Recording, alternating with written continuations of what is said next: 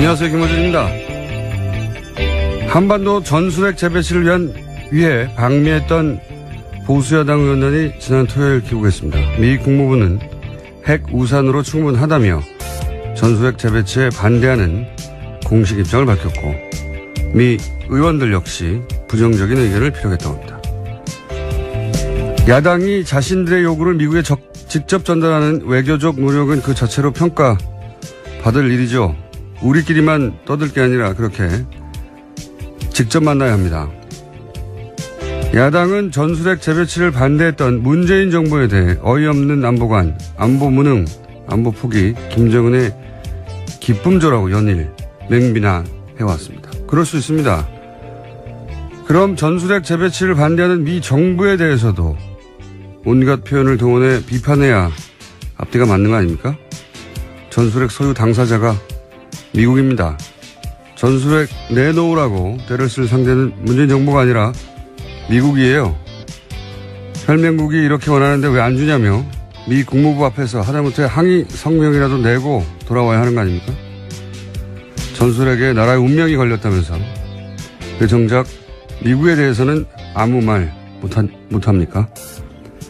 미 대사관 앞에 가서 주먹이라도 휘둘러야 하는 거죠. 예. 이 대사관이 어딘지 모르십니까? 광화문에 있습니다. 김호준의 안내였습니다.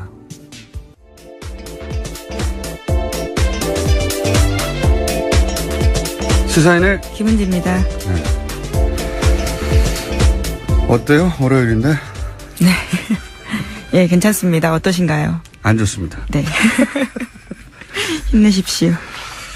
자, 오프닝을 해봤더니, 예, 오늘도 역시 한 두세 분 정도 발음이 꼬이는 것이 평상시와 똑같구나. 컨디션이 안 좋은 게. 자, 첫 번째 뉴스는 뭡니까? 네, 한미 양국 정상이 어제 전화통화를 했습니다. 북한이 지난 15일 미사일 도발을 감행한 결과를 규탄하는 대화를 나눴습니다. 양 정상은 또 유엔 안전보장이사회의 대북제재 결의안을 더 철저하게 이행하는 게 중요하다고 공유했습니다. 이번 통화는 문재인 대통령 취임 이후에 5번째이고요. 트럼프 대통령이 먼저 요청해서 성사됐다고 합니다. 먼저 전화한 건 처음이라고 하는데, 네. 이 관련해서 제가 어제 주말에 요새 제가 영화 무대 인사를 하느라고 바쁘거든요. 전수식 게임에. 그래서 어제 밤늦게 기사를 몰아서 검색하다가 이 통화 관련해서 굉장히 재밌는 기사를 봤어요. 뭐냐면 트럼프 대통령이 이제 트위터를 썼는데, 네, 뭐 그렇죠. 트위터를 쓴 건 뭐 하루 이틀이 아니고 하루에 한 언론의 보도에 의하면 평균 하루에 6개, 7개 써가지고 2시간마다 한 번씩 쓴다고 해요. 그러니까. 근데 요 통화 직후에 트위터를 썼어요 또. 그러면 우리 언론의 이제 취재 대상이 됐잖아요, 보통. 취재 대상이라보다는 중계 대상이 되는데 특이한 기사가 눈에 띄어가지고, 예. 긴 가스관이 북한에 형성 중이다. 유감이다. 이렇게 트위터를 썼다는 거예요. 그러면서 해설이 통화를 했는데 문재인 대통령이 러시아를 방문해서 한국, 북한, 러시아 가스관 사업 부상 이거 밝혔잖아요. 거기에 대해서 트럼프가 비판했다는 겁니다. 미국이 경제 제재하는데 한국이 북한 우방인 러시아와 협상하는 것을 트럼프가 싫어한다. 이런 해설과 함께. 똑같은 논조, 이게 이제 연합기사예요. 똑같은 논조 기사가 뉴시스에도 있더라고요. 그러니까 이 가스관 사업 부상에 대해서 트럼프가 유감이라고 했다. 그 이유는 똑같습니다. 한국이 러시아, 북한과 경제 협력하니까 트럼프가 못마땅해서라고 이렇게 표현했거든요. 이게 이제 그 조그마한 군소 인터넷 언론사가 아니라 한국을 대표하는 통신사예요. 연합과 뉴시스에서. 아무리 봐도 이럴 리는 없을 것 같아요. 이게 아무리 트럼프가 무례하고 자충우돌 하지만 러시아 사업권을 놓고 비판하는 건 말이 안 되거든요. 본인이 러시아가 얼마나 가까운데요. 그래서 원문을 찾아봤더니 트럼프가 쓴 것은 Long Gas Line Forming이에요. 이게 이제 주유소의 길을 길게 섰다는 얘기거든요. 주유소 앞에. 그러니까 미국에서는 휘발유, 그러니까 주유소 가스라고 가스 스테이션. 이게 미국 경제 제재로 북한이 물자가 부족하다는 표현이거든요. 일종의 비꼬는 표현인 네, 거죠. 그러니까 북한이 안 됐다라는. 그 주유소 앞에 북한 주민들이 줄을 길게 섰다는 표현인 겁니다. 그러면서 투배드라고 했는데 이걸 우리 언론에서는 긴 가스관이 북한의 형성 중이어서 유감이다. 이렇게 번역을 해서 이 말도 안 되는 북한이 물자 부족을 겪고 있는데 쌤통이다 하고 자기가 한 북한 대북 경제 제재를 자랑하는 거예요, 이게. 트럼프가. 이거 어려운 용어도 아닌데 하나도. 이런 오보를 낸 것이 연합뉴스였으면 이게 대한민국을 대표하는 통신 아니에요? 이 기사를 쓴 분은 무려 워싱턴 특파원이에요.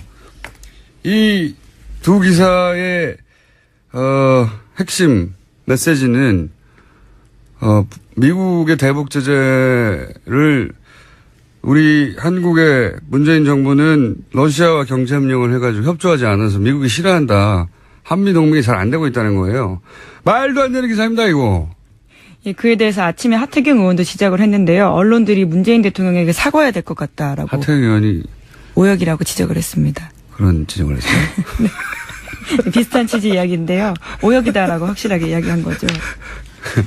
아니, 영어를 잘하시나 봅니다. 아니, 영어를 잘하나 못하나의 차원이 아니라 미국 특파원을 할 정도면 이걸 모른다는 게 말이 안 되는 것 같은데. Long gasoline forming.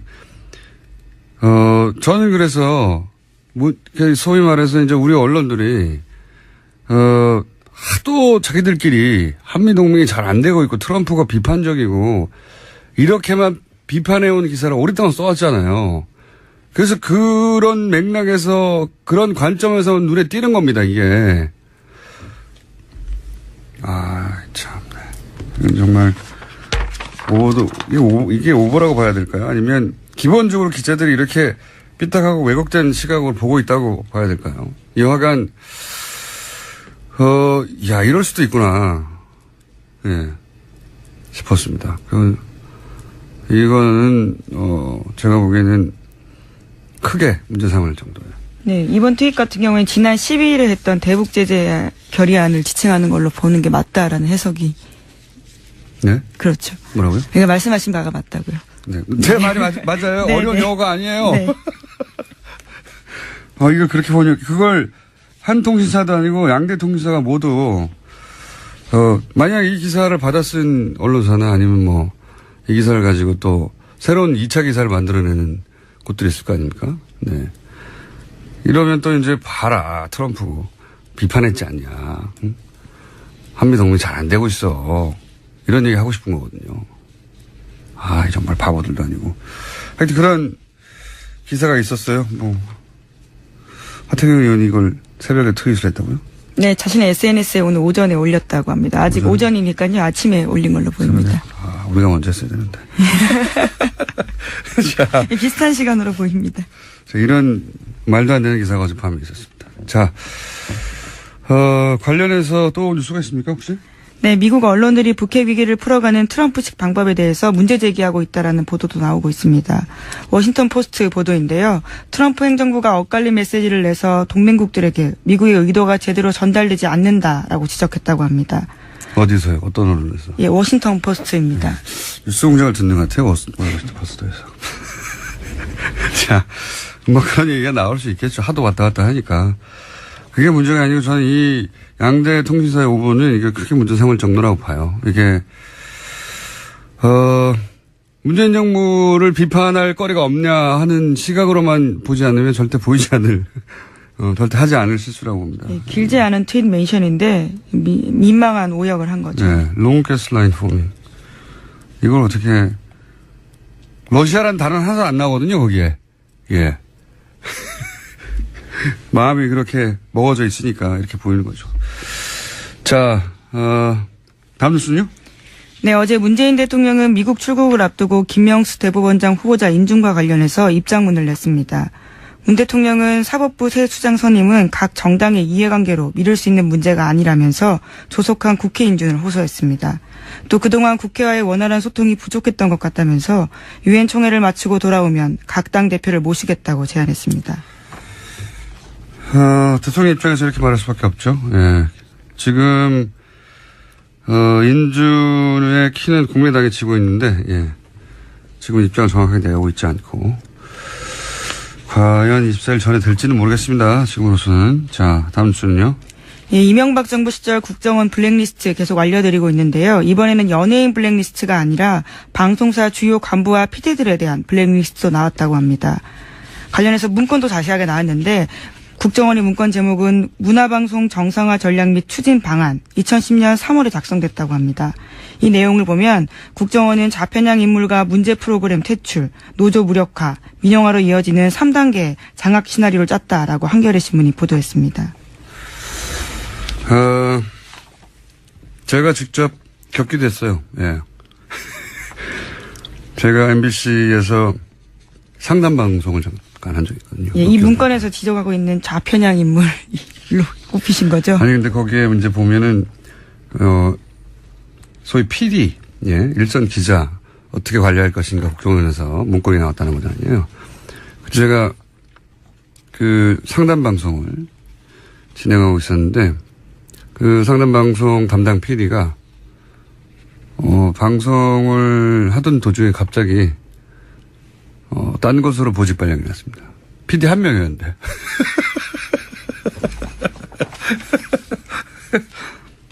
PD가 딴 곳으로 보내셨어요. 그냥 갑자기. 아무런 사전 통보 없이. 예. 그리고 없었어요. 프로그램이. 예, 제가 겪어봐서 압니다. 예. 이게 사전에, 예, 인사를 할 때, 보통 이제 알게 되잖아요. 회사 내에서. 내가 어디로 간다. 혹은 본인이 원하는 곳으로 가기도 하고. 그리고 방송에 연출 PD가 한 명인데 그 PD를 딴 데 보내면 어떻게 합니까? 방송이 어떻게 됩니까? 갑자기 보내버렸어요. 예, 그래서. 그런 일들이 실제로 정말 2010년부터 지금까지 일어났었던 거죠. 갑자기 보내고, 예. 그분은 그 다음에는 이제 PD가 아닌 일을 했죠. PD였는데 지금 웃습니다만은. 그리고 이제 프로그램이 없었습니다. 그 문건대로 진행됐다는 그게 사실이고 실제 경험하기도 했다. 야. 자, 다음. 저희 오늘 게스트가 많거든요, 오늘. 네. 복잡합니다. 예, 빨리빨리 전해드리겠습니다. 네, 빨리빨리 하죠. 이명박 정부 시절 국정원이 5.18 민주화 운동가 김대중 전 대통령을 비하하는 글과 사진을 인터넷에 올린 정황도 포착됐다고 합니다. 이것을 올린 사람은 김여진, 문성근 씨의 합성 나체 사진을 올린 사람과 똑같은 아이디라고 하는데요. 극우 인터넷 사이트에서 주로 쓰는 호남 비하 발언과 5.18을 폄하하는 발언을 썼다고 합니다. 지역 감정을 대단히 적극적으로 그때 활용했었어요. 예. 근데 이런 뉴스들 계속 얘기하지만 꼭 앞에 MB 국정원이라고 토를 다는데 박근혜 국정원은 MB 국정원 시절에 이렇게 성공적이었던, 되게 안 들켰잖아요. 그리고 자기들끼리는 실제로 성공적이었다고 뭐 자축도 하고 했다지 않습니까? 그걸 왜 박근혜 국정원 시절에는 안 했겠어요? 예. 자꾸 MB 국정원이라고 한정하는데 박근혜 국정원 시절에도 동일한 일이 계속 있었을 거라고 저는 추정하는 바입니다. 그런 뉴스가 이제 나오기 시작하겠죠, 조만간. 네, 현재 조사가 거기에 머물러 있기 때문인데요. 박근혜 정부 국정원까지도 올라갈 예정이라고 합니다. 알겠습니다. 그래서 문성근 씨가 일베 정권이라고 했었죠. 예, 그런 사진들은 일베에서만 나온 줄 알았더니 국정원이 직접 했다고. 예. 네, 그래서 국가정보원개혁위원회가 일베로 대표되는 극우 사이트에도 과거에 국정원이 돈을 댄 적이 있는지 조사하기로 했다고 합니다. 그런 뭐랄까요, 추정들 많이 했었죠. 예. 그리고 일베 유저들을 국정원에서 실제 초대해가지고 강연도 했었어요. 시계를 줬다라고 해서 예. 인터넷에 올라왔던 것도 본 기억이 납니다. 단순히 근데 그런 식으로 이제 격려하는 차원이 아니라, 예, 뒤에서 지원도 했느냐. 거기까지, 조사가 이루어져야 될 사안이라고 보고요. 예. 제목 정도 읽고 끝내야 될 것 같습니다. 네, 방글라데시 당국이 미얀마에서 국경을 넘어온 로힝야종 40만 명에게 이동 금지 조치를 내렸다고 합니다. 복잡한 뉴스인데, 예, 로힝야 뉴스 계속 나오니까 저희가 오늘은 4부에서, 네, 국제뉴스에서 이 사안을 다루겠습니다. 이게 왜 뉴스가 됐냐면, 이제 앞이 굉장히 긴데, 요 뒷부분만 얘기하면, 원래 로힝야족이 이제 방글라데시 지역에서 발원한, 네, 소수민족이란 말이죠. 그런데 이제 영국이 거기다 강제 이주시켰죠. 복잡한 역사가 있습니다. 근데 이제 미얀마에서 탄압하니까 다시 방글라데시 넘어가려고 그러는데 방글라데시에서는 오지 말라고 하는 거예요. 미얀마하고는 언어와 종교가 통하지 않고 방글라데시하고는 언어와 종교가 통하거든요. 되돌아가겠다고 하는데 못 오게 하고 있는 거죠. 왜 이렇게 됐느냐. 말하자면 자기 선조들, 예? 선조들이라고 해봐야 긴 것도 아니고 100여 년 전인데 선조들 땅으로 돌아가려고 하니까 못 오게 하고 있다. 갈 데가 없어요. 예. 네, 이 문제는 저희가 4부에서 다뤄보겠습니다. 여기까지 하겠습니다. 시사인의 김은지였습니다. 감사합니다. 네, 바로 이어서 박영선 의원 저희가 연결해 보려고 합니다. BBK 가짜 편지 사건을 다시 대정부 질의에서 수면 위로 끌어올리신 분이죠. 의원님 연결됐습니다. 안녕하십니까? 네, 안녕하세요. BBK. 감회가 새롭겠습니다. 의원님. 네. 예, 2007년 당시에도 사실은 BBK 최정방 공격수 중에 한 분이셨죠. 네. 자, 그런데 이제 그 대정부 질의에서 문자를 공개하셨어요. 예. 네. 박영선 의원에게 사죄드리며 그리고 저에겐 2개의 카드가 남아있다. 이런 내용의 문자를 공개하셨는데 이게 요 문자만으로는 잘 이해가 되지 않는 분들이 많을 겁니다. 어떤 문자인지 전체적으로. 좀 설명해 주십시오. 왜 이런 문자가 왔고 전후 맥락이 뭔지. 그 2007년 이제 10년 전 일인데요. 그 당시에 이 박근혜 전 대통령 측근들이 이명박 후보가 주가 조작을 해가지고 5,200여 명의 피해자가 났고 또 600억 원의 피해를 발생시켜서 이 수백억 원을 횡령한 이 BBK의 실소유자가 바로 이명박 후보다라고 주장을 했었죠. 그런데 이 실소유자 문제가 나오니까 이제 이명박 그 후보께서 나는 실소유자가 아니고 피해자다 이런 이제 주장을 하면서 김경준이 실소유자다 이제 이렇게 계속 주장을 하면서 그 선거를 버텼는데 네네. 이 김경준이 이제 실질적으로 입국을 하게 되지 않았습니까? 네. 미국에서 입국을 하니까 이명박 후보의 지지율에 이상이 생겼어요. 네네. 그러니까 그 당시에 한나라당이 이 민주당이 이명박 후보에게 타격을 주기 위해서 김경준 씨를 국내로 데리고 왔다라는 기획 입국서를 주장을 하게 됐고 그렇죠. 예. 그 주장을 뒷받침한 것이 바로 BBK 가짜 편지였습니다. 맞습니다. 그런데 예. 이 가짜 편지를 흔든 사람은 바로 당시에 그 홍준표 클린정치위원장이었거든요. 네네. 근데 이 홍준표 클린위원장이 이 가짜 편지를 흔들면서 민주당과 김경준의 발언이 거짓이고 오히려 이것이 문제가 있다. 뭐 이런 식으로 이제 이걸 뒤집어 씌우려고 하는 하나의 일종의 그 선거에 당선될 목적으로 어떤 사건을 조작한 이 조작 사건이었습니다. 있죠. 맞습니다. 네. 그런데 3년 3개월 후에 이 편지의 실제 작성자가 나타나서 기자회견을 하면서 네. 이 편지는 이명박 전 대통령 가족과 측근의 부탁으로 날조됐다. 이렇게 이제 기자회견을 하면서 그 후에 저한테 죄송하다는 문자를 보냈고요.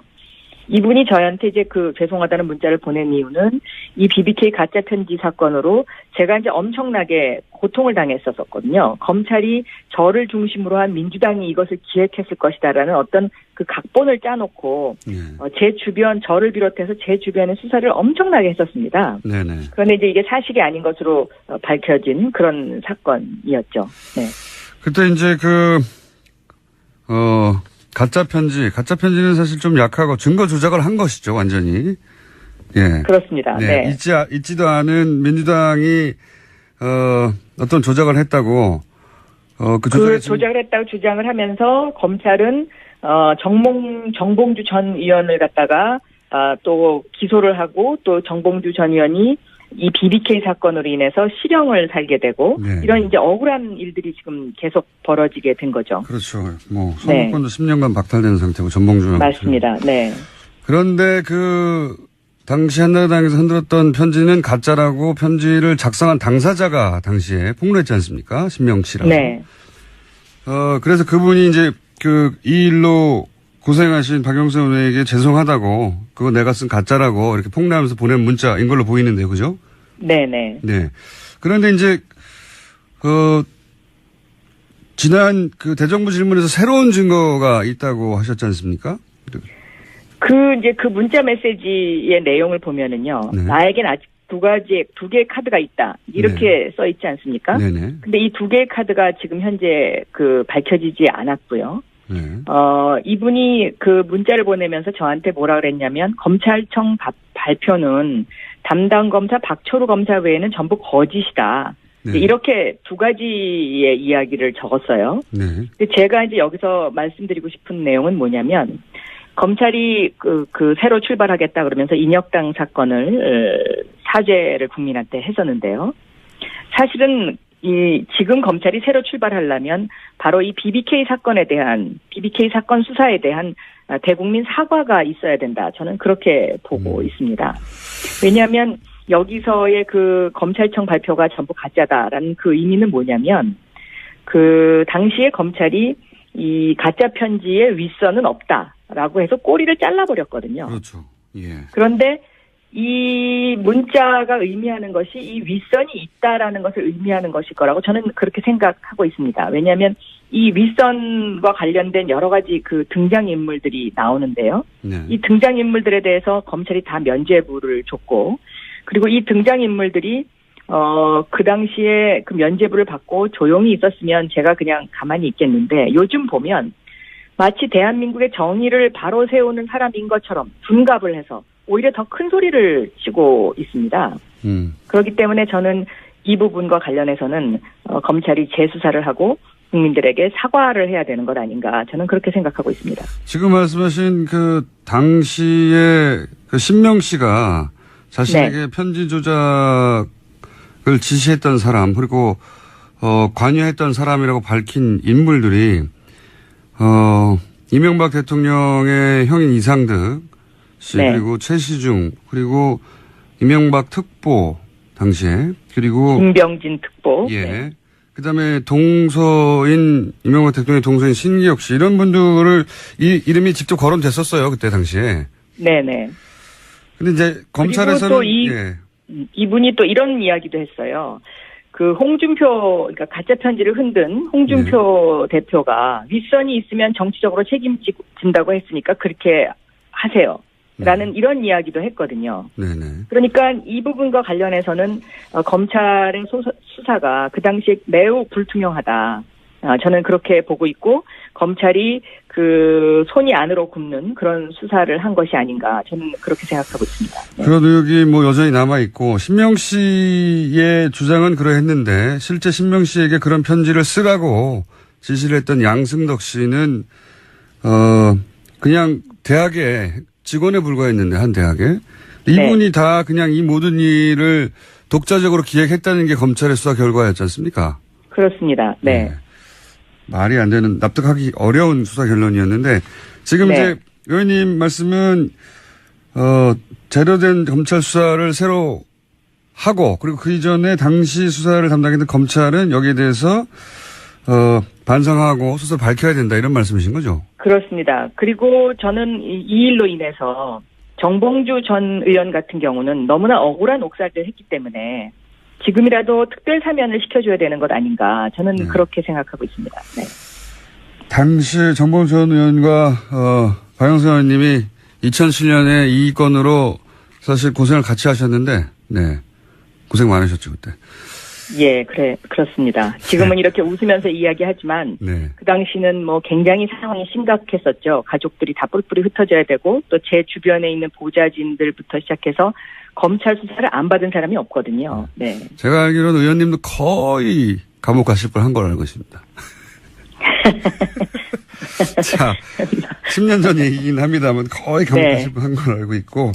네. 자, 이 건에 대해서 그게 문제가 아니라 제대로 밝혀지지 않았다. 예. 그리고 현 검찰총장도 여기서 자유롭지는 않습니다. 당시에 서울중앙지검 특수 1부장이었기 때문에. 네.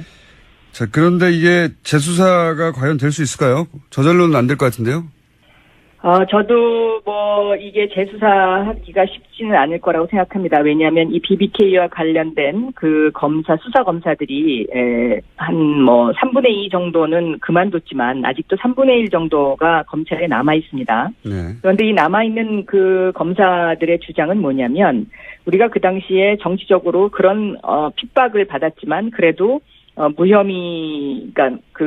무혐의라는 게 이제 일종의 가짜 편지도 윗선이 없다 이런 정도로 무마하고 민주당을 더 수사하라는 압박이 있었고 박영선을 기소해서 감옥에 보내라는 압박이 있었지만 증거가 없어서 우리가 그래도 우리 양심대로 그래도 많이 노력했다. 뭐 이제 이런 주장을 하고 있는데요.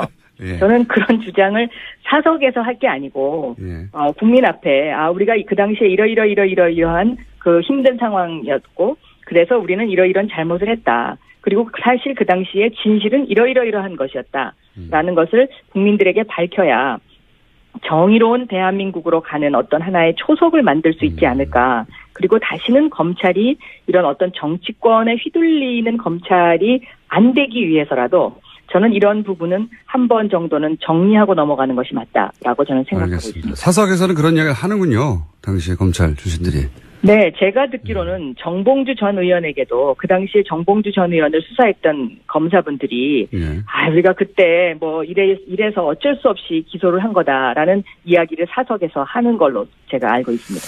알겠습니다. 오늘 말씀 감사합니다. 여기까지 듣겠습니다. 네. 지금까지 더불어민주당 박영선 의원이었습니다. 친애하는 국민 여러분 안녕하십니까.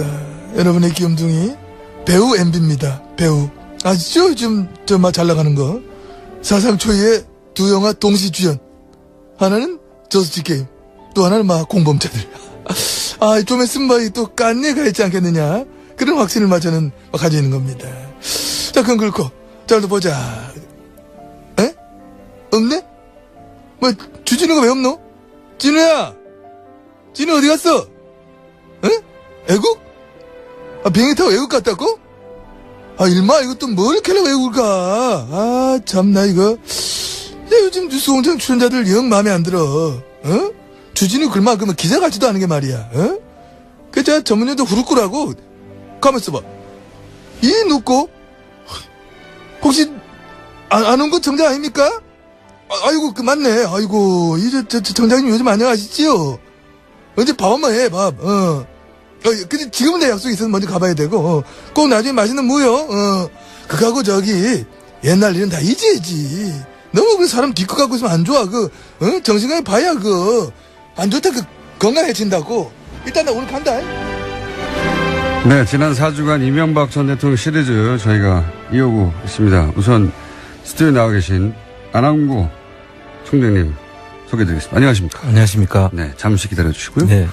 왜냐면은 옆에 이제 주진우 기자가 같이 나와야 되는데, 오늘 또 다시 이제 이명박 전 대통령 관련 취재를 위해서 출국하는 관계로, 예, 전화 연결로 잠깐 대체해야 되겠습니다.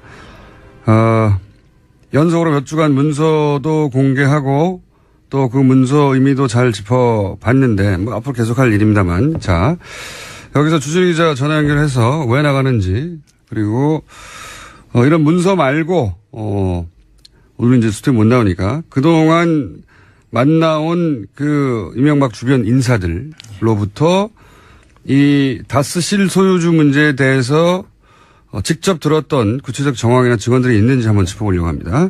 주진우 기자 연결됐습니다. 안녕하세요. 안녕하십니까. 네. 어디를 또 출국하십니까? 네. 이명박 대통령의 채취를 찾아서 멀리 갔습니다. 네. 채취. 네, 공항이죠. 네. 네, 지금 그렇습니다. 네, 잠시 후에 비행기 타러 오는 걸 아는데, 자, 그럼 실소유주 문제를 계속 다루고 있으면 다스가 진짜 주인이 과연, 누구냐 하는 처남 혹은 형이냐 아니면 이명박 전 대통령이냐 라는 의혹에 대해서 다루고 있는데, 그동안 이제 이 취재를 위해서 이명박 전 대통령 주변 인사들 많이 만나왔지 않습니까? 네네. 네. 그러면서 이런 우리가 공개한 문서들도 받은 건데, 이렇게 받은 문서 말고 전해준 이야기, 그들의 증언은 또 없나요? 증거 많습니다. 특별히 이명박 대통령 측과 아주 가까운 사람이 한 얘기부터 하겠습니다. BBK 특검 때입니다. BBK 특검 때 다스에서 100억 원 이상의 비자금이 쏟아져 나왔어요. 이 부분은 이명박 대통령 측하고 강하게 연결돼 있습니다. 그때 정호영 특검이 덮었죠. 네. 덮었는데 돈이 나왔기 때문에 돈이 어디에서 나왔다, 어디로 갔다, 이런 출처를 만들어야 되지 않습니까? 그렇죠. 그런데 이명박 대통령의 막내 여동생이 막내 동생이 전도사님이세요. 네. 저기 서울의 어디 교회에 계신데 그때 이 돈을 어떻게 썼다, 선교 자금으로 썼다, 그리고 뭐 헌금을 내서 했다 이렇게 해서 확인서를 그 아하. 교회에서 받았어요. 그러니까 다스의 비자금이 나왔는데 이 돈이 대체 어떻게 쓰였나를 입증해야 되는 상황이었는데 네. 당시 전도사였던 막내 동생분이 그 돈은 전도 자금으로 쓰였다 혹은 교회에 헌금되었다 하는 네. 문서를 썼다고요? 왜 허위 내용의 그 문서를 작성했어요. 근데 허위 증명서를 내고 나서 전도사님이세요. 그래서 좀 마음에 걸렸을 거 아니에요. 그래서 이상은 회장, 그러니까 큰오빠 집에 가족들이 다 모였대요. 네. 구이동에 현대 무슨 아파트 12동 몇 호에 모였습니다. 거실에서 이 허위 그 증명서 확인증을 발급하고 나서 그래서 이제 좀 오빠를 걸렸나 구했죠. 예, 오빠를 구해낸 거죠. 그리고는 예. 네, 이명박 대통령을 구하고 나서 두 끼 금식을 하고 회개 기도를 드렸어요. 그러면서 그래서 옆에서 네. 오빠들이 다 갚을게 이렇게 오빠가 갚을 거야 이렇게 회개 기도를 했다고 합니다. 예. 네, 회개 기도를 하는데 옆에서 앉아 있는 사람이 한 얘기입니다. 네, 그때 같이 참석했던 사람이 회계기도. 네네. 네, 그러니까 이명박 전 대통령의 비자금을 어디다 썼는지에 대해서 그게 비자금이 아니라 딴 데 쓴 게 아니라 교회에 헌금하였고 전도에 썼다고 예. 이제 서류를 이제 가짜로 만들어서 전도사니까 냈는데 거기에 대해서 이제 마음에 걸려서 회개하는 기도 자리에 같이 참석했던 분의 직원이었고요. 또 다른 거 없습니까? 네. 좀 구체적인 거? 네, 회개 기도는 굉장히 엄숙했다고 합니다. 네. 자, 다른. 엄숙했다는데 왜 웃어요? 네. 엄숙할 수 있죠. 얼마나 네. 마음이, 네, 괴로웠겠습니까? 하나님 앞에. 자, 다른 실소유주 정황은 없습니까?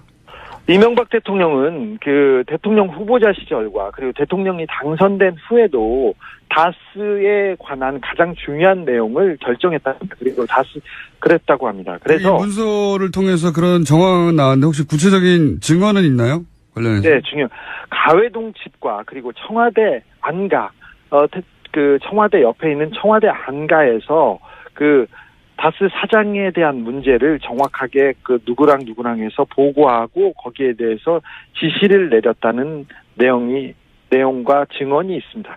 이 부분은 안가와 그 청와대 위치에 대해서 정확하게 그 안가의 위치에 대해서 그 증언하고 있습니다. 그러니까 청와대 안가에서 이명박 대통령 당선 이후에도 다스에 대해서 직접 보고를 하였다 이런 말이네요, 한마디로. 그렇습니다. 네. 그러니까 이명박 대통령이 다스를 대통령 된 이후에도 안가에 직접 챙겼다 뭐 이런 얘기네요, 인사와 관련해서. 그렇습니다. 네네. 그게 이제 뭐 시기나 장소가 정확하게 특정된다는 거죠? 네네. 시기와 장소를 거의 정확하게 얘기하고 있습니다. 본인이 당선자 직접 시절에. 그런 보고를 했던 당사자거나 혹은 뭐 직접 관계자로부터 들은 이야기인가요? 그 자리에서 이명박 대통령한테 보고한 사람이 얘기하신 내용입니다. 그렇군요. 네. 본인이 실소유를 하고 있지 않으면 그걸 직접 뭐 보고한다는 건 말이 안 되는 건데. 또 다른 대통령 또, 선거 가장 그 첨예하게 그 대통령 선거에 그 가장 열심히 뛸 때였고 당선자 시절 가장 바쁠 때도 다스를 챙겼습니다.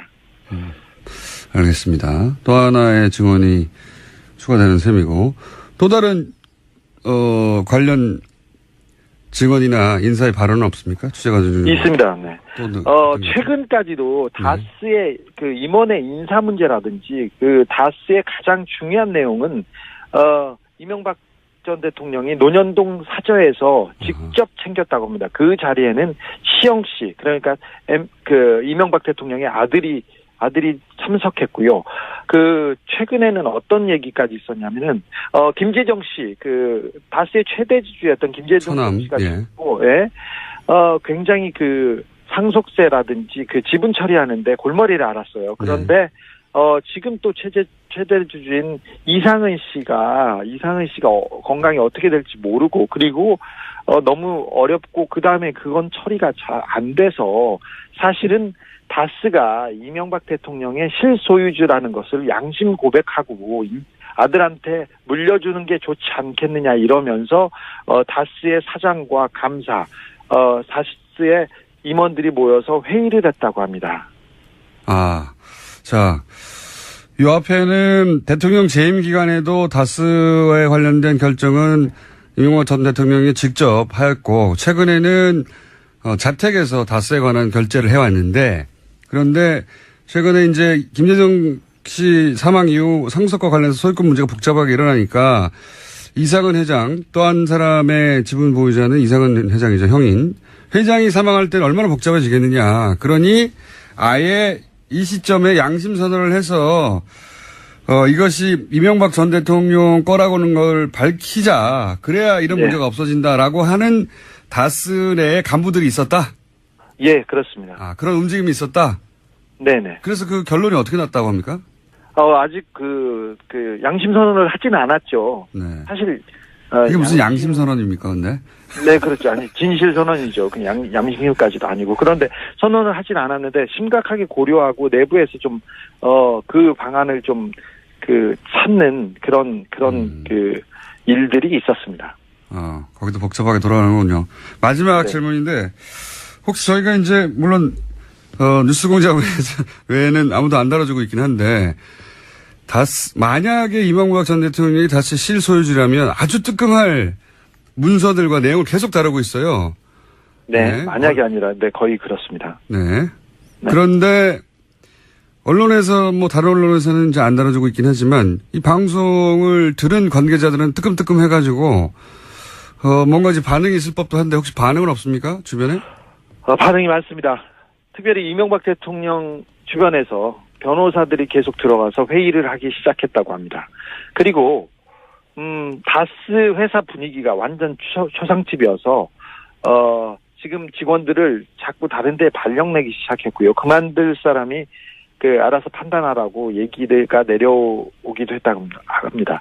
직원들이 거의 초긴장 상태고요. 그래서 문건 유출자를 색출한다고 뒤지고 있고, 그 다음에 다량의 문서 소각이 다스 공장 내에 있다고 합니다. 더더욱 좀 놀라운 것은 제가 10년 넘게 이명박 대통령 주변을 지금 취재하고 추적하고 있는데, 제가 만나고 싶었던 사람들이 절대 만나주지 않았어요. 그러니까 이명박 대통령의 재산을 관리하거나 다스에서 핵심 인물을 띈 사람들이. 그런데 그분들이 연락을 하기 시작했습니다. 그래서 조금씩 진실을 말하기 시작했습니다. 알겠습니다. 여기까지 하고요. 지금 안홍구 청장님 옆에 앉아서 멀뚱멀뚱 심심하게 계시거든요. 잘 다녀오시고 이번 취재 관련해서 만약에 목적한 어떤 취재가 성공을 하면 현지에서 전화 연결을 한번 하기로 하고요. 바로. 네. 돌아오기 전에 바로 연결하죠. 하기로 하고 오늘 여기까지 하겠습니다. 감사합니다. 네. 안전하게 잘 다녀오시고. 자, 청장님 이야기 들으셨죠? 네. 주변에서도 꽤 흔들리고 있다고 해요. 예. 그럴 수밖에 없는 것이 잘 모르시는 분들은 잘 모르시겠지만 저희가 지금 짚고 있는 게 아주 핵심이거든요. 그렇습니다. 진짜 다스가 누구일 것인가에 대해서 핵심 문서나 핵심 직원들을 짚고 있기 때문에 당사자들은 떨릴 수밖에 없죠. 그럴 겁니다. 예. 이거 기사를 안 써주십니까, 여러분? 자, 안 써주시든 말든 계속 하겠습니다. 오늘은 지난주에 그런 얘기 했지 않습니까? 물려주기 위해서. 네. 김재동 씨의 처남이 갑자기 사망하고, 최대주였죠. 40%를 소유하고 있는. 사망하고 나서 그 재산을 정상적이라면 김재동 씨 유족에게 자연스럽게 물려줘야 되는데. 그렇습니다. 이게 청와대에서 여러 가지 시나리오가 검토됩니다. 그렇습니다. 유족 의견은 하나도 없고. 예, 대안이 6개나 가지고 검토하죠. 문서를 저희가 확보해서 이제 지난주에 분석을 했는데, 아니, 김재정 씨가 최대 주주고 김재정 씨가 사망했는데 왜 유족들 의견은 하나도 없고 이거를 청와대에서 검토하느냐 하면서 이것을 검토한 사람이 실소유주지 김재정 씨는 실소유주가 아니라고 봐야 한다. 그렇습니다. 이런 정황들에 대해서 얘기를 해왔는데 오늘 시간이 짧긴 합니다만 5분 이내로 그 문서를 또 추가적으로 그러니까 이것은 김재정 씨 재산이 아닌 것 같아라고 하는 추가적인 정황이 또 있습니까? 예, 그 상속 이후. 상속 전에 이제 그 김재정 씨가 49%로 네. 그 최대 주주였지 않습니까? 네. 그 다른 분들은 변동이 없는데 예. 김재정 씨가 돌아가심으로써 그 상속 유족들한테 이게 다 상속이 되고 일부는 상속 지분을 이제 세금으로 대신 내죠. 네네네. 상속세를 대신 내는데 그렇게 되면서 지분 변화가 일어납니다. 원래는 김재정 씨 유가족이 49%를 고스란히 가지고 있는 게 정상이죠. 그렇죠. 예. 그리고 상속세를 돈으로 내면 되는 것이죠. 네네. 그런데 이 부분에 대해서 돈을 내는 가정들이나 이런 것들을 전부 검토한 정황이 있었고요. 네, 지난주에 대안에 있었고요. 예. 그래서 나중에 상속 후에 지분 변화가 어떻게 일어납니까? 지분 변화가 이렇게 일어나죠. 건영미 씨라고 그 미망인이십니다. 네, 그분 미망인.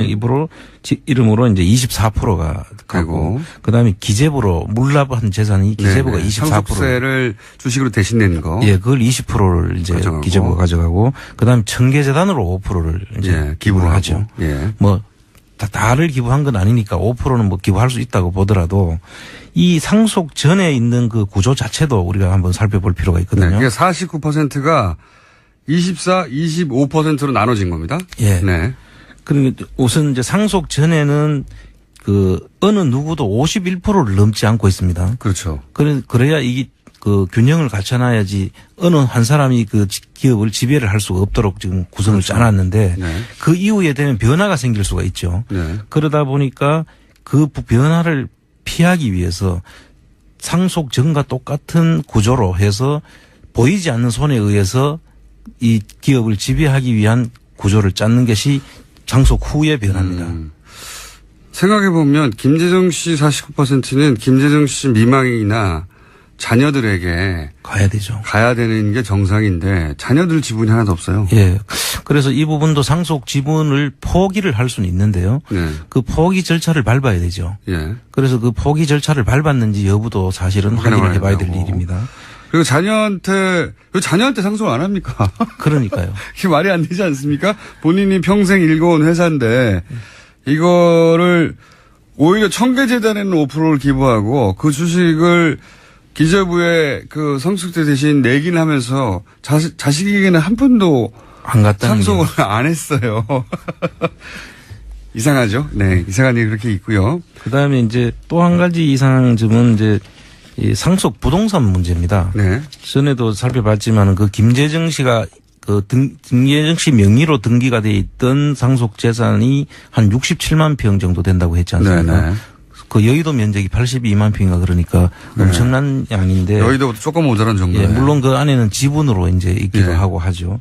그래서 이런 경우에도 사실은 상속이 되면 그 지분이 그 소유권이 이제 소유주가 바뀌어야 되지 않습니까? 그렇죠. 사망했으니까. 이제 예. 그게 그것도 똑같이 법정 상속인 경우에는 이제 미망인하고 유족들한테 그 법정 지분율로 이제 상속이 돼야 되는데 그 부분에 대한 지분 비율로 돼 있는지도 어떻게 상속이 됐는지 사실 소유권 이름이 누구로 바뀌었는지 네. 이런 걸 한번 확인을 해야 된다는 것이죠. 실제 방금 주진우 기자도 얘기했지만 이 상속 과정에서 너무 복잡한 문제가 일어났기 때문에 그렇죠. 만약에 진짜 자기 재산이었다면 김재정 씨의 아무런 문제가 없겠는데 이렇게 복잡하게 일어났던 이유가 실제 소유주는 따로 있다면 실제 소유주가 자신의 지배권을 유지하면서 눈으로 보기에는 정상적인 것처럼 보이게 하려고 노력한 거 아닙니까? 그렇습니다. 근데 그게 너무 복잡해서 지금 아예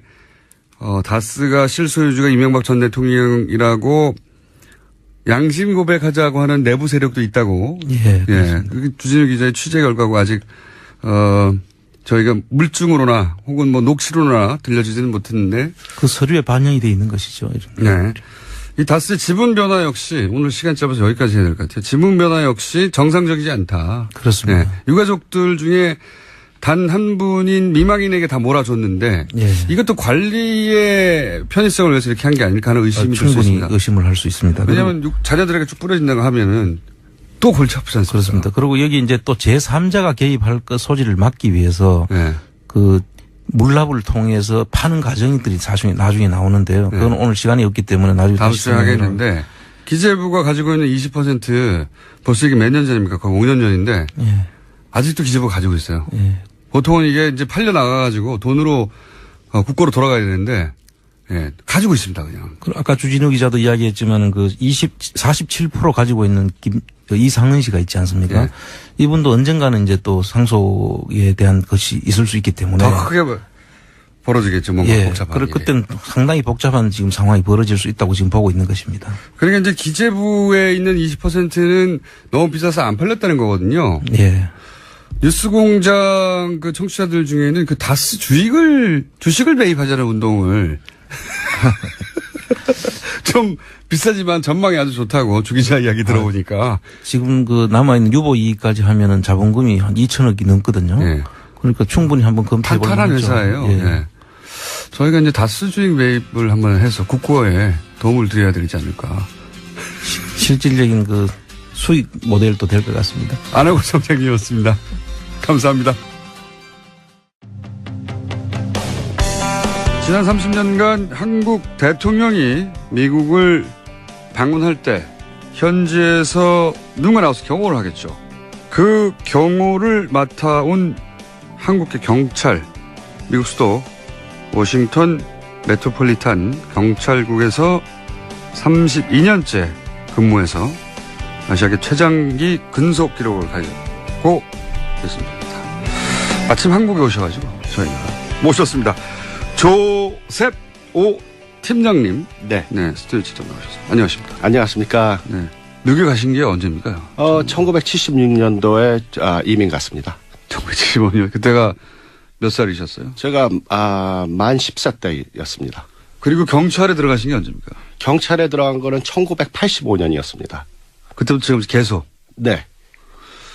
진짜 오래 계신 분이죠, 경찰. 저희가 모신 이유 중에 몇 가지 재밌는 포인트가 있어서 저희 모셨어요. 예. 물론 아시아에서 최장 근속 기록 가지고 계시긴 하지만 그건 이제 미국의 사정이고, 그렇죠? 미국의 그렇죠. 사정. 근데 우리하고 연결 포인트가 어디냐면 30여 년간 현직 포함. 네. 그 전직들도 미국을 비공식 방문하기도 하잖아요. 네. 그때도 경험을 하셨던 거죠. 네. 최근 30년간 대한민국 모든 대통령을 다 경험했다고 보시면 되는 거죠. 네. 네. 맞습니다. 현직일 때와 전직일 때 모두 포함하여. 네. 또 한 가지 제가 좀 이따가 언급할 텐데, 지난 2013년 박근혜 전 대통령이 첫 방미를 했을 때 윤창중 청와대 대변인 성추행 사건이 있었죠. 최근에 다 사실 무근이라며 윤창중 씨가 다시 복귀했습니다만 그때 그 사건을 직접 담당했던 궁금하게 너무 많은 사건. 이 사건을 직접 담당했던 당시 경찰이시죠? 네. 그렇습니다. 네. 본인의 팀에서 수사한 거죠? 네. 내막을 알고 있다. 내막을 알고 있다. 둘 다 예, 지구상에서 몇 분 없는 분인데 두 개가 교집합이 이루어지신 분입니다. 자, 그러니까 저희가 어떻게 섭외를 안 하겠습니까? 왜 이분을 다른 라디오에서 섭외를 안 했는지 몰라요. 그러면 첫 대통령이 누구였습니까? 첫 대통령이 그때 노태우 대통령이었습니다. 노태우. 네. 그리고 노태우부터 쭉 해서 문재인 대통령까지. 네. 맞습니다. 그럼 이 질문을 드리지 않을 수 없는데 지금까지 그러니까 전현직 합쳐서 25차례 이상 대통령을 경험하신 거잖아요. 네. 맞습니다. 네, 25차례. 가장 까다로운 대통령이 누굽니까? 경호의 차원에서. 경호의 차원에서는 거의 다 까다롭습니다. 대통령이니까 뭐 가장 네. 까다롭겠지만 네. 경호의 차원에서 볼 때 경호하기 너무 어렵다라거나 아니면 뭐 이렇게까지 이렇게 빡빡하겠구나라든가 아니면 너무 헐렁한 거 아니야라든가 여러 가지 이례적인 경우가 있을 거 아닙니까? 그죠? 거의 그 전직 대통령들께서 미국에 방문하실 때 반대 세력이 그때는 많았습니다. 반대 세력이. 그래서 뭐 지지자들도 있지만은 반대 교포들도 있어서 반드시 반대 시위가 있어요. 그죠? 그렇습니다. 거의. 예. 네. 그래서 일단 그분들로부터 어떻게 보호할 것인가. 그렇습니다. 네. 그게 신변보호가 더 중요하기 때문에. 네. 또 미국도 총이 있잖아요. 그래서 저희들이 그걸 책임을 지고 네. 경찰이 그 주위를 알아서 탐색을 하면서 저희들이 그 경호와 그분들의 신변 보호를 책임지고 있습니다. 그러면 아찔했던 순간 같은 건 없으셨어요? 제일 아찔했던 순간이 바로 그 우리 요번에 전번 행사 때 문 대통령 오셨을 때 아찔 많이 했습니다. 왜 아찔했나요? 모든 대통령들은 이렇게 우리 주민, 교포 주민들 환영객이라도 앞으로 이렇게 잘 나서지를 않으십니다. 아, 환영객이라 하더라. 반대시뿐만이 아니라 환영객들한테도 나서질 않는다. 그렇죠. 어허. 그렇게 이렇게 뭐 거리를 두고 공식장에서 나오실 때는 그냥 차로 바로 타시죠. 바로. 네. 어. 주민들한테 이렇게 멀리서 이렇게 손은 흔들 수 있어도 아주 멀리서. 그 앞으로 접근을 하지 않으십니다. 그렇지만 이제 제가 경험을 맡아오면서 최초로 대통령께서 그래서 저도 와 이거는 미국 대통령도 잘 안 하는데 네. 한국 대통령도 그 클린턴 대통령 스타일이시구나 이렇게 나와가지고 직접 교민들하고 교민들한테 가서 악수도 하시고 네. 아주 그 좋은 이미지를 아주 남기시더라고요. 그래서 제일 난감했던 거는 이제 이런 일이 처음이라서 자 이제 여기 교포들 보고 따라다니시더라고요. 이 교포들이 어떻게 너무 한국 분들이 우수하니까는 정보를 다 알고 계세요. 그래서 저희들이 현장에 뭐 1시간 전에 도착했는데 이분들은 뭐 4시간 5시간 전에 어떤 분은 노스 캐롤라이나 뭐 그 먼 데서 10시간 12시간 운전하고 전 가족이 대통령 뵙겠다고 워싱턴까지 와서 그런 거 처음 있는 일입니까? 예. 쨍볕에서 뭐 대통령 앞으로 대여섯 시간이 있어야지 오는데 거기서 기다렸다고 합니다. 그러면서 꼭 만나야 된다고 그래서 그렇게 만나시고 싶으십니까? 그랬더니 소원이라 그러시더라고요.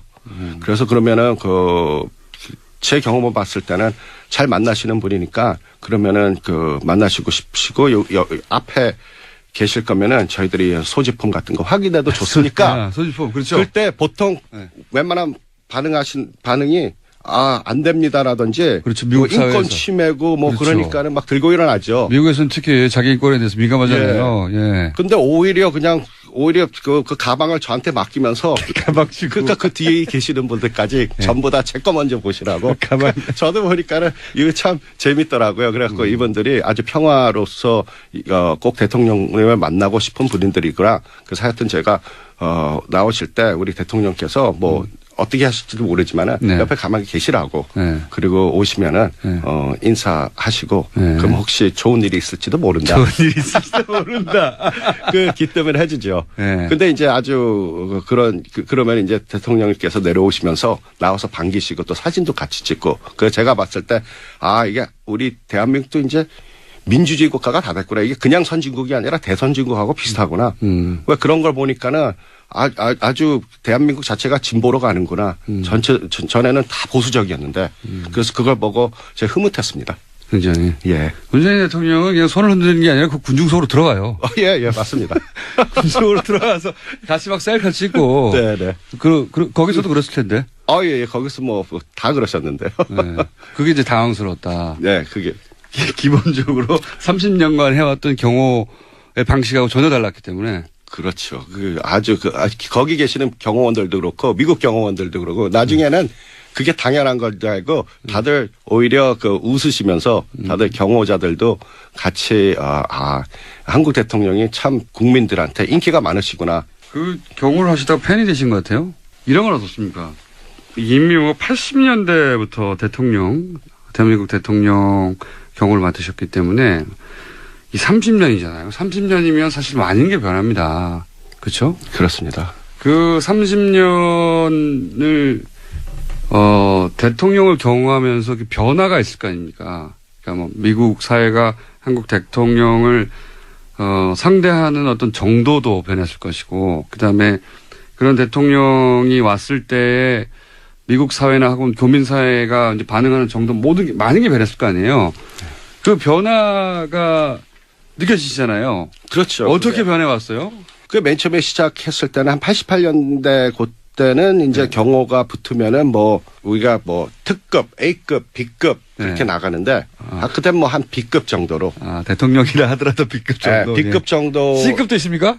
그렇죠. D급도 있고. 근데 그때 한국은 어쨌든 한미 동맹 국가이긴 했지만 B급 정도였다. 그 당시는요. 그 당시 기준으로 봐자면 B급. 노태우 대통령은 B급으로. 그 당시는 그렇죠. 80년대 후반에 가서는 이제 B급이었다가 그 다음에 90년대 김영삼, 김대중 이렇게 이어지죠. 그때까지 거기서 이제 한 B급에서 또 사실 A급으로 올라가는데 B급하고 A급은 진짜 또 하늘과 땅 차이입니다. 아, 그래요? 예. 김대중 대통령 그럼 A급 대우를 받으셨나요? A급도 아니고 B급도 아니고 한 B 플러스? B 플러스 중간에. 정도까지 네. 그 정도까지 중간에. 올라오셨다 그때 네네. 김대중 대통령은 네. B 플러스면 그러면 그때도 인기가 좋으셨으니까는. 300명까지는 아니고 예. 한 뭐 100명 정도 쓰면 이렇게 되는 겁니까? 그렇죠. 그 정도 네. 정도. 한 120명 그 정도. 120명 예. 정도. 그럼 A급으로 올라서게 된 건 언제쯤입니까? A급으로 올라온 거는 제가 경험한 거는 요번이 제일 컸습니다. A급이. 아, 그래요? 예. 여기면 A급 중에서도 좀 거의 특급에 거의 맞먹을 정도로. 아, 이번에요? 예. 최고로 대통령 중에서는 최고 대우 받으셨죠. 미국에서도. 예. 앞으로는 뭐 더 할 거고. 예. 그러니까 제가 보기에는. 그 과정을 지켜보면서 또 그 한국의 뭐랄까요. 그 세계, 특히 미국 내에서의 어떤 뭐 위상 정도가 변하는 거를 피부로 느끼시겠군요. 그렇게 간접적으로. 네, 그렇죠. 예. 요건 어떻습니까? 이제 많은 분들이 궁금해하는 윤창중. 네. 이게 지금 이게 기소가 안 됐어요. 그죠? 미국에서 기소는 안 됐어요. 근데 예. 이제 좀 이따 그 얘기도 하겠지만 네. 미국에선 경찰이 수사를 하고 기소가 분리돼 있잖아요, 완전히. 예, 서로 협조로서 예. 모든 공권력과 수사권은 경찰이 다 가지고 있습니다. 네. 검경 수사권은 분리되어 있기 때문에 이제 네. 우리나라에서 이제 그거 큰 이슈입니다. 근데 제가 이런 말씀 드리는 이유는 뭐냐면 미국의 검찰은 기소하지 않았어요. 그렇죠? 네. 그런데 검찰이 기소하지 않았기 때문에 그 윤창중 씨는 네.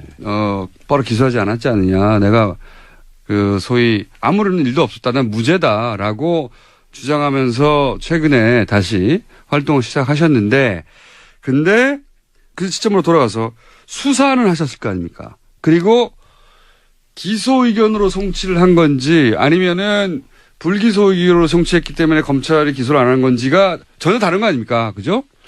맞습니다. 자, 그러면 첫 번째 질문은 그때 기소 의견으로 검찰에 우리식으로 표현하면 송치를 하셨나요? 예, 맞습니다. 저희들이 뭐 경찰이 수사를 전수를 저희들이 맡아서 하니까 네. 저희들이 수사를 마치고 이제 영장과 모든 거기에 대한 정보를 네. 이제 검찰에다가 이제 기소하십시오 하고 우리가 넘겨주죠. 아하. 제가 이게 궁금했어요. 우리나라에서는 기소를 하지 않았다까지만 제대로 보도가 됐지 수사를 한 주체가 네. 기소 의견으로 검찰에 송치했느냐 아니냐 궁금했거든요. 그러니까 수사를 한 경찰에서는 기소하라고 했군요. 의견을. 그렇죠. 네. 그렇다는 얘기는 범죄 혐의가 소명되었다. 우리식으로 피우면 범죄가 있었다고 보신 거 아닙니까? 경찰 입장에서는 그렇죠. 네, 경찰 입장. 제가 궁금한 건 경찰 입장이에요. 아, 예, 예. 경찰 입장은 당시에 조사해봤는데 뭐 죄 있구만 이렇게 한 거 아니에요. 그렇죠. 네. 그때 당시에 윤창중 씨 그때는 이제 대변인이었죠. 윤창중 전 청와대 대변인의 주장과 피해를 입었다고 주장하는 여성의 주장과 당연히 엇갈렸죠. 그렇죠? 네, 그 당시에 그랬었습니다. 엇갈렸고 네. 하지만 이제 미국 경찰에는 독립적인 수사권이 있기 때문에 네. 뭐 다른 고려할 필요 없이 사건 자체를 수사했을 거 아닙니까, 그죠? 그렇습니다. 있는 그대로. 네. 쭉 조사를 했더니 양쪽의 주장이 엇갈리는데 수사를 해봤더니 말하자면 그 여성 인턴의 주장이 맞다고 결론을 내렸다는 얘기네요. 경찰 입장에서는 그렇습니다. 이 소식이 궁금했습니다. 미국 경찰은 그 여성 인턴의 주장이 맞다고 결론을 냈었다. 예, 피해가 있었다. 네. 예. 윤창중 씨는 아직도 지금 아니라고 주장하고 있거든요. 예. 그러겠죠. 그게 뭐 그러겠죠. 외교관 면제 특권이 있기 때문에 네. 아니라 그러면 아닌 거죠. 근데 사건이 발생하고 바로 수사했던 팀이잖아요. 네, 네. 맞습니다. 네. 그러니까 팀장님 팀이었지 않습니까? 그렇죠. 예, 바로. 이런 인연이 어디 있습니까, 이게. 예? 특종이에요, 특종. 특종.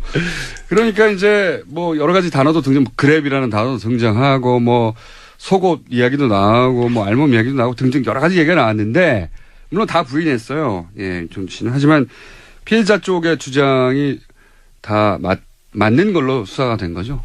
그렇죠. 저희 입장에서는. 윤창중 씨? 미국에서 수사한 팀장님 오셔가지고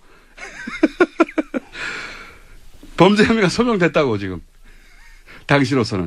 그러면 기소 범죄가 일어났다고 해서 기소를 하라고 검찰에 넘겼고 검찰은 그때부터는 이제 그것이 외교부라든가 그렇죠? 뭐 이런 차원에서 기소를 할 건지 말 건지 고민했겠죠?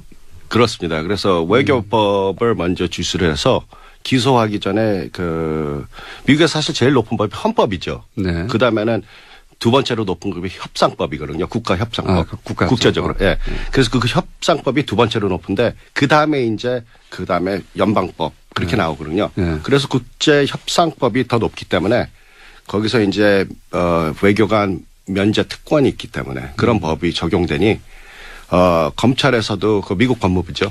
거기서도 이제 본인들이 거기서는 판단을 할 게 아니라 이거를 외교부로 넘겨서 외교부에서 그걸 알아서 하는 거죠. 외교적으로 무마가 됐군요. 말하자면.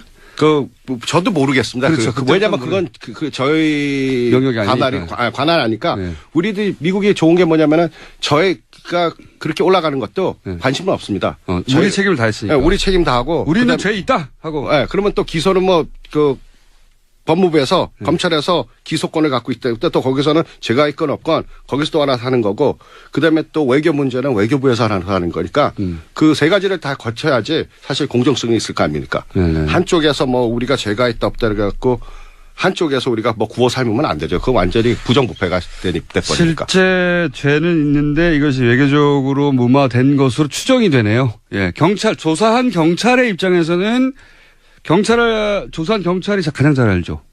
그렇죠. 예. 우리가 기초 수사를 다 하고 그다음에 그 수사가 끝이 나면은 그 끝 후에 바로 이제 검찰로 기소를 넘깁니다. 네, 그러니까요. 피해자 조사도 다 하셨을 것이고 당연히. 네.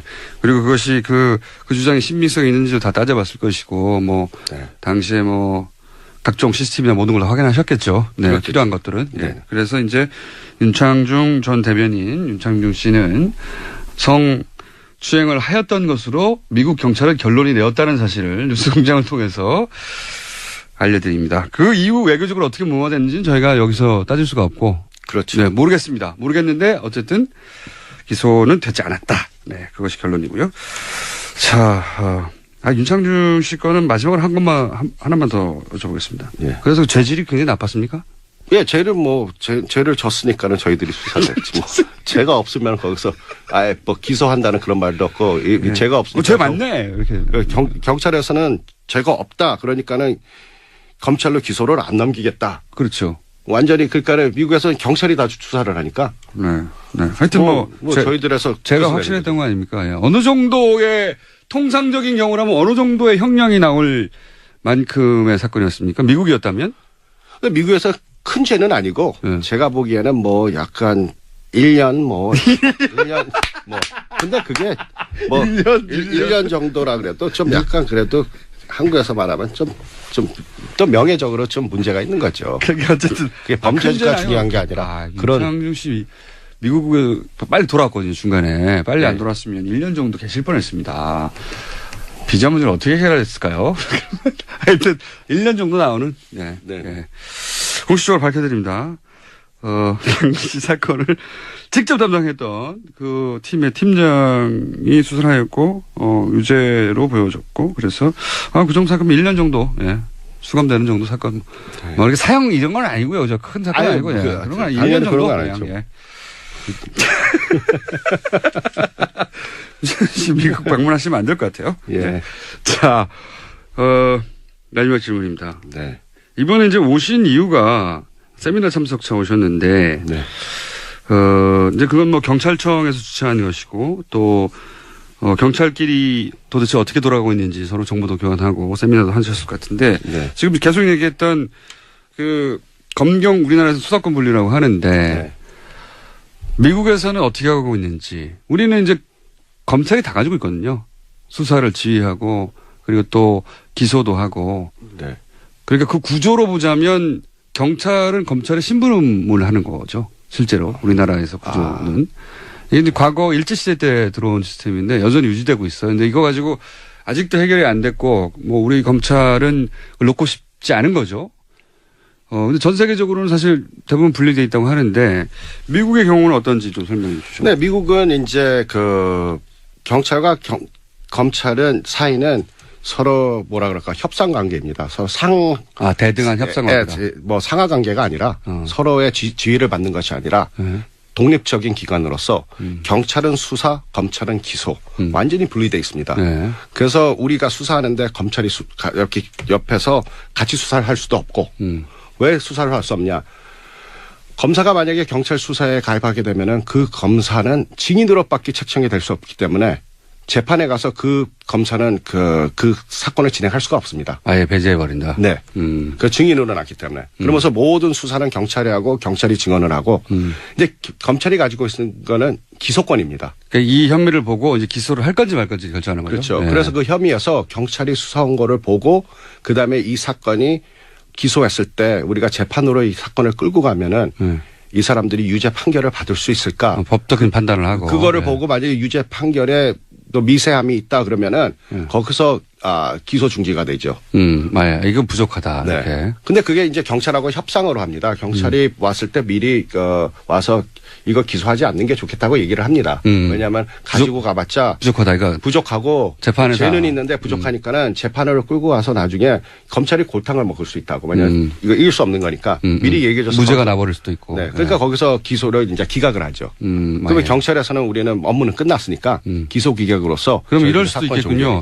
이렇게 해가지고는 재판에서 이길 수 없으니까 추가적으로 좀 수사를 보강해 나오. 네. 이런 요청을 할 수는 있겠군요. 요청을 합니다. 근데 이제 경찰에서 봤을 때 추가로 뭐 수사를 해달라는데 그 경찰도 판단해서 추가 수사하는 게 뭐 완전히 그 어긋난 행동이라면은 아예 안 하죠. 근데 그게 이제 검찰이 요구해도 거부할 수도 있다. 네. 우리는 뭐 거부할 수는 없어요. 거부할 수는 없는데 미국에서는 대등한 기관이기 때문에 네.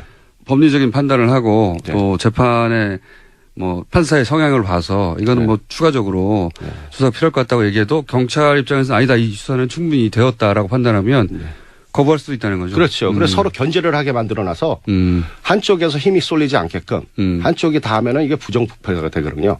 그런 경우가 많죠. 그래서 같이 같은 기능을 하는 거기 때문에 제가 쉽게 비유를 들면은 만약에 우리 대한항공 비행기를 타고 오는데 제가 저 기장이 바로 대통령이구나. 네. 조수석에 앉아 있는 부기장이 국무총리다. 그럼 거기서 이제 거기 플라이트 어텐던스라고 이렇게 같은 직원들 있죠. 승무원들. 예. 승무원들이 전부 다 국회의원들입니다. 예. 그럼 저기 앉아 있는 우리들은 국민이죠. 예. 그러면 왼쪽 엔진, 오른쪽 엔진 날개가 누구냐면 왼쪽 엔진하고 오른쪽 엔진은 검찰이고 예. 오른쪽 날개는 경찰이죠. 예. 근데 그리고 뒤쪽 날개들은 다른 공공기관이고 근데 경찰하고 검찰이 서로 잘 손발을 맞춰가면서 협조적으로 동등하게 해야지 이 비행기가 안전한 데로 가고 또 앞에서 대통령께서는 그거를 잘 운행하시고 그 뒤에서 이제 승무원 되는 우리 국회의원께서 잘 협조를 하면은 이 안전까지 아주 잘 도착하고 모든 사람들이 기쁘게 되겠죠. 미국에서는 그 잘 통하는 비유입니까? 아니요, 제가 그래서 지금 생각한 겁니다. 딱 생각해보니까 그게. 알겠습니다. 그러니까 지금 한국에서 아마 미국에서 경찰 생활 하셨기 때문에 한국에서 이런 논란이 있다는 게 좀 이해가 안 되는 면도 있으실 것 같아요. 예, 저는 완전히, 이 세계에서 우리 대한민국만 딱 한쪽에 권력이 있으니까 그래서 한쪽에 싫어하면 혼자서 거기서 뭐 어떻게 뭐 그렇죠. 조정을 마음대로 하고 그러면은 그게 좀 약간 이해가 안 갑니다. 저는. 네, 왜 한국은 이렇게 하지? 이렇게 생각이 드신다는 거죠. 네. 알겠습니다. 평생 전혀 다른 시스템을 경험하신 분의 시각으로 검경 수사권 분리 문제에 대해서 한번 짚어봤습니다. 자, 오늘 굉장히 재밌었고요. 예. 네, 감사합니다. 시간이 아쉬울 따름인데 이제 미국으로 돌아가셔가지고 이 윤창중 건 그 수사 파일 같은 거 있지 않습니까? 네. 네. 잘 보관돼 있겠죠? 그렇죠. 그거는 네. 저희들이 저희들이 보관돼 있는데 그거는 뭐 국가적인 차원이니까는 이제 만질 수도 없고 예. 그거는 뭐 저야 뭐 잘 밑에서 보관돼 있는지 궁금했습니다, 그냥. 예. 잘 보관돼 있는지. 그리고 그 내용도 다 기억나시죠? 네. 뭐 왜냐면- 그런 것 같습니다. 기억은 뭐. 왜냐하면 저희가 반론권을 보장하기 때문에 윤창주 씨의 연락을 받으면 그때 저희가 또 팀장님 전화 연결할 수도 있거든요. 네. 아, 네. 기록상은 어떻게 돼 있냐고. 굉장히 만나기 힘든 분 한국에 오셔서 저희가 만났습니다. 혹시 이제 워싱턴에서 큰 사건이 있을 때 저희가 워싱턴 경찰의 입장이 궁금할 때 혹은 윤창준 씨의 반론이 있을 때 저희가 전화 연결 드리도록 하겠습니다. 그때 좀 받아주시고요. 네네, 감사합니다. 초청해 주셔서 감사하고요. 네. 한국인으로서 하는 게 저는 굉장히 영광이고 만족스럽다고 생각합니다. 한국인으로 지금 최장기 기록을 세운 것도 축하드립니다. 오늘 말씀 감사합니다. 지금까지 조셉 오 팀장님이었습니다. 감사합니다. 감사합니다. 자, 월요일 이상한 문자들이 많이 오고 있습니다. 주진우의 뉴스공장 잘 듣고 있어요. 이런 최근에 저희가 이제 타임머신 문자들이 많이 왔었는데 네. 오늘은 상상 문자가 더해지네요. 예. 분당 구청 앞 뉴스공장 공개방송 너무 즐거웠어요. 하지도 않은 방송. 좋습니다. 이런 문자 많이 보내주시고요. 그리고 안원구 청장님이 오늘 나오셔서 잠시 지금 다스 주식 20%가 재경부에 지금 있는데 너무 비싸서 안 팔리고 몇 년째 있다. 이게 정말 너무 비싸서 안 팔린 건지 아니면 팔리지 않도록 관리하고 있는 건지 의혹이 있다. 는 취지의 말씀을 지난주에도 하셨고 그래서 이번 주에 비싸서 안 된다니까 사람들 좀 모아가지고 다스 주식 매입 국민운동을 해볼까 하는 아이디어가 번뜩 자 이런 문자 많이 보내시고 있습니다. 네 그리고 안원구 청장님의 책에 대해서 응원하려고 구입했는데 재미까지 하자고 재미까지 할까요? 그런 문자도 많이 오고 있습니다. 그리고 주말에 제가 요즘 저수지 게임 무대 인사를 다니고 있는데 실제로 봤더니 제가 얼굴이 훨씬 작다고 감격해 하시는 분들이 있습니다. 감사합니다. 제가 얼마나 크게 상상이 됐던 걸까요? 보통 사람의 얼굴보다 조금 큰 정도인데. 1주년, 네, 저희 많이들 찾아주시고, 그때 이낙연 총리 오신다는 말씀 다시 한번 공지로 알려드립니다. 그리고 저수지 게임 영화를 보고 감동해서 모티브를 얻어서 저수지 증강현실 게임을 만들어 보았다는 분이 있네요. 네.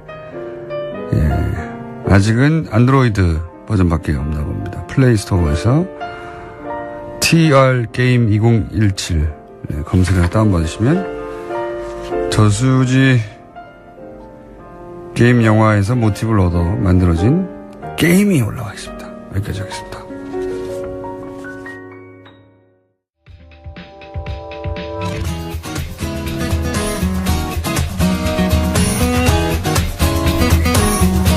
자, 오랜만에 나오셨습니다. 예. 한때 르몽드 디플로마티크 편집장도 하셨고, 지금은 어디인지 모르고 뭘 연구하는지 모르겠는데 인문결 연구소 소장님이시도 하신 임상훈 소장님 나오셨습니다. 안녕하십니까.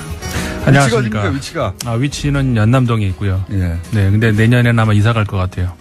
이 연구소가 소위 회원제로 운영된다든가 뭐 어떤 특징이 있습니까? 그렇죠. 회원제. 사단법인은 회원제로밖에 안 됩니다. 그렇게 몇 명이나 해야 이제 자격이 되는 것이고, 우리가 지금 50명 되나? 정확하게 이제 숫자를 모르겠는데 50명이요? 그 정도 될 겁니다. 저기 인문결이니까 인문학을 연구하는 데죠. 인문학을 연구하는 연구소 중에 네. 50명이면 작은 겁니까? 보통의 크기입니까? 근데 그 회원이라고 이렇게 얘기할 수 있는 데가 이제 그 좀 종류가 달라요. 다른 데는 보통 유료입니까? 유료? 회원은 당연히 유료라고 얘기하면 그렇죠. 그러니까는 정회원은 그 자기가 이제 회비를 냈을 때 정회원이 되는 것이고 그랬을 때 권리가 주어지는 거고 이제 그런 거죠. 거기서 근데 보통의 경우는 이제 그 강의가 열린다든가 뭐 이렇게 됐을 때 강의를 듣는 이런 식이 그 인문학을 하는 제야의 인문학을 하는 그런 데가 이제 주로 많죠. 그런 형식이. 알겠습니다. 정태인 수장님은 본인 연구소를 열심히 칼플라니 연구소를 홍보를 하시죠. 홍보를 하시고 일주일에 10명씩 가입자 늘었다고 최근에 줄었다고 불만이신데. 네. 그러면 저도 좀 해야 되겠습니다. 그러니까 가끔 하세요 와가지고. 인물 교환 연구소. 네. 얼마입니까 1년에? 그 한 달에 2만 원인데 싸죠. 얼마나 쌉니까? 네. 혜택은? 혜택은 모든 혜택 다. 뭐 공간 그다음에 강의 뭐 또 물론 연구에 당연히 동참할 수 있고. 연구 혹시 동참, 강의 참석, 예. 그다음에 공간 이용. 예. 그리고 혹시 예를 들어서 내가 논문을 쓰고 싶은데 아이디어가 없다. 그럼 얼마든지 같이 연구를 하면서 아이디어를 제공할 수도 있고 유학을 가고 싶다. 그러면은 활동 참여. 예, 그런 것들을 유학을 갈 수 있는 컨설팅. 그렇죠. 컨설팅까지. 네. 이거는 너무 싼 거 아닙니까? 다 해주는 거 보통 상인데. 예. 너무 싸죠. 네, 일단 다 해준다고 지금. 자, 오늘은 뉴스가 어떤 게 있습니까? 네. 그 메인부터 할까요? 아니면 곁가지부터 할까요? 지금 10분밖에 없기 때문에. 그럼 메인으로 총 몇 가지입니까 오늘? 총 3가지를 제가 그럼 말씀드리려고 곁가지를 빨리 치고. 네. 예. 그럴까요? 메인으로 하죠. 네. 일단 그러면은 간단하게 곁가지. 전술 핵 이야기 요즘에 우리나라에서 많이 논쟁이 되고 있죠. 네. 그 야당 의원이 이제 미국까지 가서 미국 그 정계 인사들 만나고 그런 이야기도 이제 보도가 됐습니다만은 미국에서는 사실 국민들은 별로 관심이 없고 그건 뭐 당연히 그럴 수밖에 없겠죠. 네. 그 국민들은 관심이 없고 정치계 인사들은 좀 분분 의견이 좀 나눠지는 것 같기는 하고요.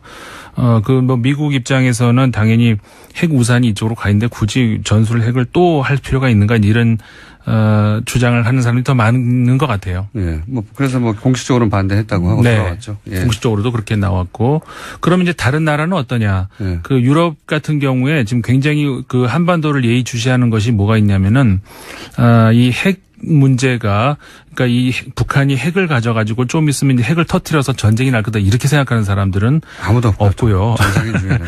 네. 핵이라고 하는 것은 왜냐하면 그 즉시 북한도 사라지는 거거든요. 그렇죠. 특히나 핵을 만약에 쓴다 하더라도 한반도에다가는 안 쓰죠. 네. 북한이 한반도에 핵을 쓸 일은 없습니다. 왜냐하면 아니 미국에 쏴도 북한은 사라지고요. 그러니까요. 남한에 쏴도 남한에 쏘면 자기들은 같이 사라져요. 같이 사라지는 거고 우리가 너무 땅덩이가 좁아가지고 미국을 쐈다가는 미국에 의해서 사라지고 네. 어차피 그거는 이제 불가능한 일인데 그래서 유럽에서도 북한이 핵을 쓰는 어떤 그런 쪽으로 뭐 상상을 하는 사람들은 없는데 그런 걸로 인해 가지고 소위 말해서 최근에 그 프랑스의 한 정치학자가 얘기를 했는데 핵 민족주의다 이런 표현이 나왔어요. 무슨 얘기냐면은 핵이라고 하는 것이 과거에는 그러니까 어떤 이념 대립상에서 그 갈등 속에 이제 우리 냉전 체제에서의 네. 무기였잖아요. 근데 이게 이제 21세기에 와가지고 민족주의의 이렇게 그 뭐라고 할까요? 하나의 그 무기가 되면서 그러니까 말하자면 이런 거죠. 북한이 핵을 가진다? 그러면 우리도 가질 수밖에 없지 않겠냐? 그래서 남한이 또 핵을 가진다. 그럼 옆에 있는 일본이 그럼 우리가 또 안 가질 수는 없지. 우리 가지고 이렇게 되다 보면은 전 세계의 그 비핵화가는 이제 물 건너가는 것이고 완전히 그러니까 이걸 막을 수 있는 장치가 이제 완전히 없어지게 된다. 그렇게 되면서 결국은 핵이 민족적 갈등의 어떤 무기로 갈 수 있는 그런 위험 요소가 있다라고 하는 이게 21세기에 어떻게 보면은 굉장히 우리가 주시해야 되는 어떤 큰 그 문제다. 이런 그 이야기들이 유럽에서는 지금 많이 나오고 있죠. 굉장히 좀 우려스러운 그런 시선으로 보고 있습니다. 전쟁이 날까봐 우려스러운 것이 아니라 핵이 더 이상 확산을 막을 수 없는 그런 단계로 우리 넘어갈까봐. 지구촌이 네. 넘어가지 않는가 그런 우려를 유럽에서는 많이 하고 있죠. 여기서 물꼬가 터져서 이제 주변국들이 사실 일본도 핵무기를 개발하려고 하면 길어봐야 1-2년 이내에 가질 수 있는 정도 얼마든지 능력 있는 나라고 우리도 그렇게 할 수 있거든요. 네. 예. 그리고 일본이 기다리고 있을 거예요 아마도. 당연히 사실은 저는 이 위기가 뭐랄까요 지나치게 과장되는 측면 중에 일본의 의도도 네. 예. 그렇죠. 지금 아베 총리의 지지가 올라가면서 예. 일본에서는 자기들이 당연히 키우는 건데 네. 트럼프 정부가 이렇게 띄우는데도 위기를 굉장히 띄우잖아요. 네. 이 북한 핵을 일본의 이해도 좀 반영됐다고 봅니다. 그렇습니다. 좀 과장하는 네. 일부러 이용하는 그런 측면도 있는 것 같습니다. 우리의 보수도 또 이용하죠. 공포를 먹고 살아야 하니까 보수라는 게 기본적으로. 예. 그렇습니다. 네, 그래서 이제 막 정부를 때리기 좋은 아주 좋은 소재니까요. 그렇죠. 네. 공포는 누구에게나 있으니까. 그래서 이 전술핵을 우리가 이제 우리도 가져야 되지 않겠느냐. 여론조사가 지금 많이 올라가고 있는 모양인데 이거는 그러니까는 곳곳에서 파놓은 어떤 그 함정에 빠져들어가는 그런 꼴이다. 우리가 이 점을 다시 한번 생각을 해야 될 것 같습니다. 자, 다음 뉴스는요? 그 다음에 우리 빨리 넘어갈 수 있겠어요. 이거는 유엔 총회가 내일부터 열리죠. 네. 원래 정해진 날짜, 그러니까는 9월 셋째 화요일 날 원래 열리게 돼 있고, 유엔 총회에서 이번에 가장 큰 이슈다라고 하면은 역시 북한 문제죠. 북한 문제가 어느새부턴가 우리나라 이 한반도의 문제가 아니라 전 세계적인 어떤 그런 문제가 됐고 이번 유엔 총회에서도 역시 마찬가지 북핵 문제에 대한 어떤 많은 이야기들이 나올 것 같은데 사실 유엔 총회라고 하는 것이 엄밀하게 말하면은 사실상 큰 어떤 뭐라고 할까요? 영향력이 있는 것은 아니고 그러니까 전 세계에 있는 아마 민주국가들이 참여하고 있는 많은 어떤 회의라든가 이런 거에서 거의 유일하지 않을까 싶은데 상임이사회보다 총회가 더 세력이 없는 더 권한이 없는 거의 유일한 어떤 단체가 아닌가 유엔이. 일종의 학급회의 비슷한 겁니다. 네, 그러니까 이거는 저는 그렇게 봐 이게 외교냐 사교냐. 어떻게 보면 이게 사교 무대, 그러니까 지금 이거 문재인 대통령도 첫 이제 국제 무대에서의 어떤 다자 외교 틀에서의 어떤 무대가 될 것이다. 이런 이제 큰 무대에서 마크롱 대통령도 마찬가지고요. 프랑스에. 그러니까는 어떻게 보면 이건 사교 무대라고 할 수 있는. 유엔 총회에서 세계적인 문제가 해결된 적은 역사적으로 한 번도 없어요. 그렇죠. 네. 그러니까 사실상 유엔 안보리에서 다 결정된 것을 이렇게 하자라고 하면은 그건 총회에서는 그냥 좀 심하게 제가 얘기하면은 거수기 역할을 받기는 하지 않는 그런 것이라고 할 수 있죠. 자, 5분밖에 안 남았습니다. 이제 메인이 나오나요? 로힝야 쪽. 로힝야. 5분으로 이걸 다룰 수 있을까 모르겠네요. 5분 안에 다 얘기를 할 수는 없겠지만 핵심만 우리가 네. 짚어봐야 될 것 같아요. 제가 아까 아침에 들었는데 잠깐 언급을 하시더라고요. 그러니까 거의 핵심을 잘 짚어주셨던 것 같은데, 그러니까 이 문제의 핵심은 사실상 우리가 영국을 또 얘기하지 않을 수가 없어요. 그러니까요. 이 얘기를 하는데, 네. 그러니까 우리가 학문의 뭐라고 할까요? 원천을 거슬러 올라가면 아리스토텔레스 만난다 이런 얘기 하는데 분쟁의 원천을 거슬러 올라가면 서구 제국주의가 나옵니다. 반드시. 꼭 영국이 나와요. 영국, 네. 프랑스, 서구 제국주의. 맞습니다. 이번에는 영국입니다. 예. 네, 이번에 근데 영국이 유독 많은 것이 우리가 서아시아에서도 영국이 등장하고 얼마 전에 중국하고 인도 간의 갈등 보도가 됐었잖아요. 그것도 역시 거슬러 올라가면 영국이 아프리카도 나오고. 가면 영국이 등장하고. 아프리카 프랑스가 좀 더 많이 등장하고. 이번에도 또 아프리카는 이제 프랑스가 많이 등장하는데 아시아는 또 영국이 많이. 이번에도 영국이 또 등장을 하게 되는데 이 로힝야종이라고 하는 것이 어디서부터 문제가 됐느냐면은 원래는 그러니까는 지금 미얀마에서 벌어진 일이잖아요. 미얀마와 같은 민족이라든가 언어를 쓰는 족이 아니죠. 종교도 말하자면 벵갈족. 그러니까 방글라데시아 쪽하고 좀 가까운. 근데 영국이 미얀마를 식민지를 하면서 소위 플랜테이션이라고 해서 그러니까 여기를 전부 이렇게 농사를 지으려고 하는데 자기들이 관리를 안 하고 로힝야족을 벵갈 쪽에서 데리고 오죠. 예, 그래가지고 이주시켜서. 네, 그래가지고 이제 이걸 관리를 소위 말해서 내가 이제 사업을 하겠는데 매니저 역할을 이제 시키는 거죠. 그러면서 착취를 하게 되는 것이고 그러면서 이제 미얀마 그때는 버마였죠. 버마 사람들이 땅을 뺏어버렸죠. 그렇죠. 뺏어가지고 이민족한테 준 거예요. 당연히 버마 사람들은 그러니까는 원수가 됐죠.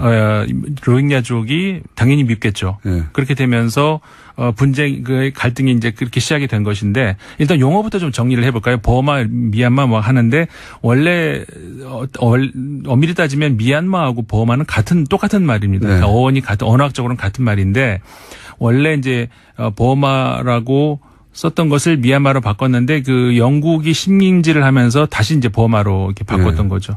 그랬는데 영국 식민지가 끝나면서 다시 미얀마로 바꿨고 그러다 보니까 이해관계에 따라서 그리고 내가 어느 쪽에 초점을 맞추냐에 따라서 예를 들어서 영국은 자신들이 식민지를 했으니까 지금도 여전히 버마라고 부르고 있고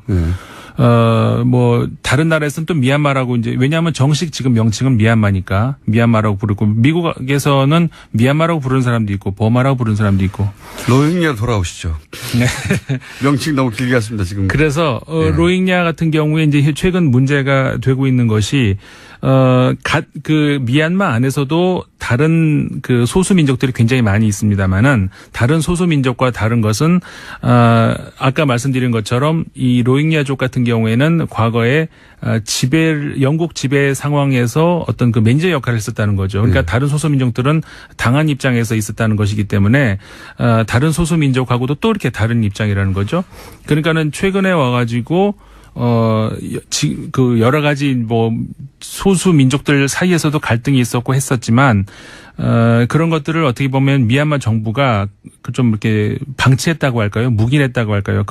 그러면서 소수 민족끼리도 갈등이 있었고 그다음에 다수 민족인 버마족하고도 갈등이 있었고 그런 상황에서 로힝야족이 결국은 견디질 못하고 방글라데시 쪽으로 넘어갔죠.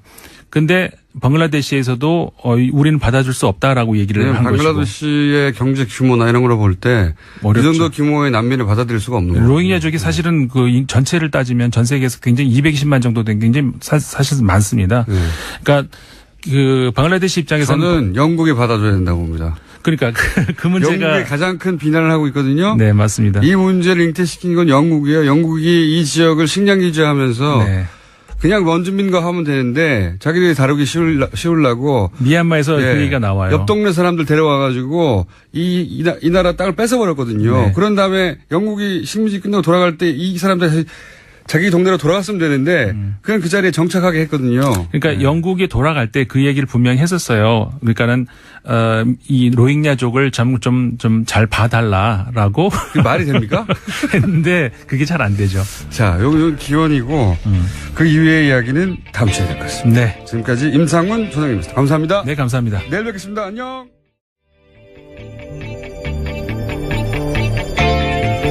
안녕하세요. 김원준입니다.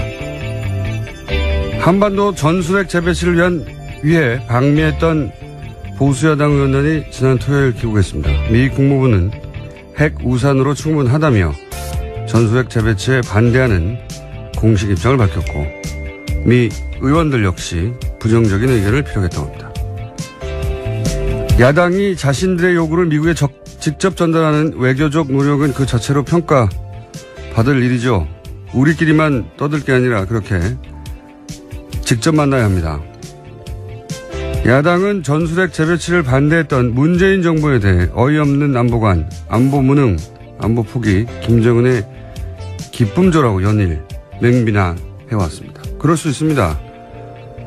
그럼 전술핵 재배치를 반대하는 미 정부에 대해서도 온갖 표현을 동원해 비판해야 앞뒤가 맞는 거 아닙니까? 전술핵 소유 당사자가 미국입니다. 전술핵 내놓으라고 때를 쓸 상대는 문재인 정부가 아니라 미국이에요. 혈맹국이 이렇게 원하는데 왜 안 주냐며 미 국무부 앞에서 하다못해 항의 성명이라도 내고 돌아와야 하는 거 아닙니까? 전술핵에 나라의 운명이 걸렸다면서 왜 정작 미국에 대해서는 아무 말 못합니까? 미 대사관 앞에 가서 주먹이라도 휘둘러야 하는 거죠. 예. 이 대사관이 어딘지 모르십니까? 광화문에 있습니다. 김호준의 안내였습니다.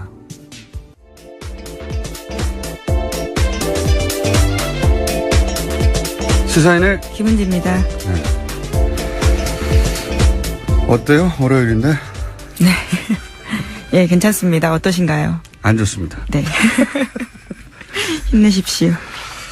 자, 오프닝을 해봤더니, 예, 오늘도 역시 한 두세 분 정도. 비슷한 취지 이야기인데요. 오역이다라고 확실하게 이야기한 거죠. 아니, 영어를 잘하시나 봅니다. 아니, 영어를 잘하나 못하나의 차원이 아니라, 미국 특파원을 할 정도면 이걸 모른다는 게 말이 안 되는 것 같은데, long gasoline forming, 저는 그래서, 소위 말해서 이제 우리 언론들이, 하도 자기들끼리 한미동맹이 잘 안 되고 있고 트럼프가 비판적이고 이렇게만 비판해온 기사를 오랫동안 써왔잖아요. 그래서 그런 맥락에서 그런 관점에서 눈에 띄는 겁니다, 이게. 참. 이건 정말 이게 오버라고 봐야 될까요? 아니면 기본적으로 기자들이 이렇게 삐딱하고 왜곡된 시각으로 보고 있다고 봐야 될까요? 여하간 이럴 수도 있구나. 예. 싶었습니다. 이거는 제가 보기에는 크게 문제 삼을 정도예요. 네, 이번 트윗 같은 경우에 지난 12일에 했던 대북 제재 결의안을 지칭하는 걸로 보는 게 맞다라는 해석이. 네? 그렇죠. 뭐라고요? 그러니까 말씀하신 바가 맞다고요. 네. 제 말이 맞아요. 네, 어려운 네. 영어가 아니에요. 네. 이걸 그렇게 보니 그걸 한 통신사도 아니고 양대 통신사가 모두 만약 이 기사를 받아 쓴 언론사나 아니면 뭐 이 기사를 가지고 또 새로운 2차 기사를 만들어내는 곳들이 있을 거 아닙니까? 네. 이러면 또 이제 봐라 트럼프 비판했지 않냐. 응? 한미동맹이 잘 안 되고 있어. 이런 얘기 하고 싶은 거거든요. 정말 바보들도 아니고. 하여튼 그런 기사가 있었어요. 하태경 의원이 이걸 새벽에 트윗을 했다고요? 네, 자신의 SNS에 오늘 오전에 올렸다고 합니다. 아직 오전이니까요. 아침에 올린 걸로 보입니다. 우리가 먼저 했어야 되는데. 자, 비슷한 시간으로 보입니다. 이런 말도 안 되는 기사가 어젯밤에 있었습니다. 자, 관련해서 또 뉴스가 있습니까, 혹시? 네, 미국 언론들이 북핵 위기를 풀어가는 트럼프식 방법에 대해서 문제 제기하고 있다라는 보도도 나오고 있습니다. 워싱턴 포스트 보도인데요. 트럼프 행정부가 엇갈린 메시지를 내서 동맹국들에게 미국의 의도가 제대로 전달되지 않는다라고 지적했다고 합니다. 어디서요? 어떤 언론에서? 예, 워싱턴 포스트입니다. 뉴스 공장을 듣는 것 같아요. 워싱턴 포스트에서. 자, 그런 얘기가 나올 수 있겠죠. 하도 왔다 갔다 하니까.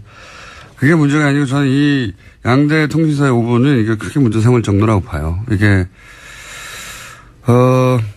문재인 정부를 비판할 거리가 없냐 하는 시각으로만 보지 않으면 절대 보이지 않을, 절대 하지 않을 실수라고 봅니다. 예, 길지 않은 트윗 멘션인데 민망한 오역을 한 거죠. 네, long gas line forming. 이걸 어떻게, 러시아란 단어는 하나도 안 나오거든요, 거기에. 예. 마음이 그렇게 먹어져 있으니까 이렇게 보이는 거죠. 자, 다음 뉴스는요? 네, 어제 문재인 대통령은 미국 출국을 앞두고 김명수 대법원장 후보자 인준과 관련해서 입장문을 냈습니다. 문 대통령은 사법부 새 수장 선임은 각 정당의 이해관계로 미룰 수 있는 문제가 아니라면서 조속한 국회 인준을 호소했습니다. 또 그동안 국회와의 원활한 소통이 부족했던 것 같다면서 유엔 총회를 마치고 돌아오면 각 당 대표를 모시겠다고 제안했습니다. 대통령 입장에서 이렇게 말할 수밖에 없죠. 예. 지금, 인준의 키는 국민당이 지고 있는데, 예.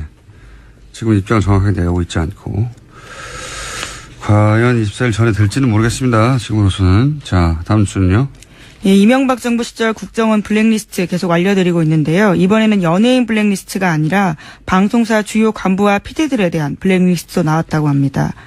관련해서 문건도 자세하게 나왔는데 국정원의 문건 제목은 문화방송 정상화 전략 및 추진 발음이 꼬이는 것이 평상시와 똑같구나.